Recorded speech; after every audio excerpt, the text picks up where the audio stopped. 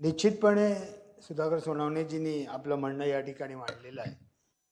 आणि आपल्या ज्या माध्यमिक शाळा आहेत त्याच्यामधले जे विद्यार्थ्यांचं 9वी आणि 10वीचं वर्ष आहे ते अत्यंत महत्त्वाचं शैक्षणिक आयुष्यातलं टप्प्यातलं 9वी आणि 10वी आहे. आणि अशा 9वी आणि 10वीच्या विद्यार्थ्यांना त्या ठिकाणी शिक्षक उपलब्ध व्हावे म्हणून आम्ही सातत्याने प्रयत्न केल्यानंतर सुद्धा या ठिकाणी शिक्षक उपलब्ध करून दिले जात नाही. आज अनेक ज्या शाळा आहेत म्हणजे आम्ही शिक्षण अधिकाऱ्यांच्याकडे जातो, शिक्षण उपायुक्तांकडे जातो आणि त्यांना वर्ष पाठपुरावा करतो की त्या मुलांना गणिताचा शिक्षक नाही, काही काहींना मराठीचा शिक्षक नाही, काही काहींना सायन्सचा शिक्षक नाही.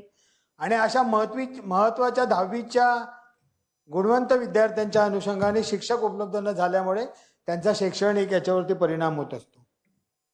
माननीय महोदय की सेवानिवृत्त झालेले शिक्षक निश्चितपणे काय काम करू शकतील?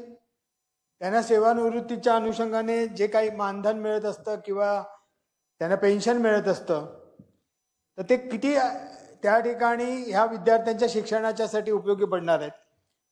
आज आपण मगाशी सोनवणे साहेबांनी सांगितलं की फक्त 54 शिक्षक आहेत ते आपले कायम आहेत आणि 98 शिक्षक जे आहेत ते आपले विविध क्षेत्रामधले टेम्पररी म्हणजे कायम, शिक्षण सेवक, ठोक मानधन, तासिका शिक्षक अशा पद्धतीने आपण त्यातून माध्यमिक शाळा जी महत्त्वाची शाळा आहे ती आपण चालवतोय.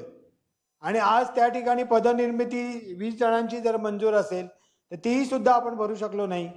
आपण त्या ठिकाणी शाळा सुरू करण्याच्या आधी विद्यार्थ्यांची जी संख्या आहे त्याच्यानुसार शिक्षक आपल्याला माहिती होतं तरी सुद्धा त्या ठिकाणी आपण त्यांची भरती न केल्यामुळे ह्या सगळा प्रकार जो आहे त्या अनुषंगाने महानगरपालिकेने कायमस्वरूपी शिक्षक त्या ठिकाणी ह्या माध्यमिक शाळांसाठी देणं अत्यंत गरजेचं आहे. आणि ते न देता हा जो प्रस्ताव आणलाय तो अत्यंत चुकीचा आहे.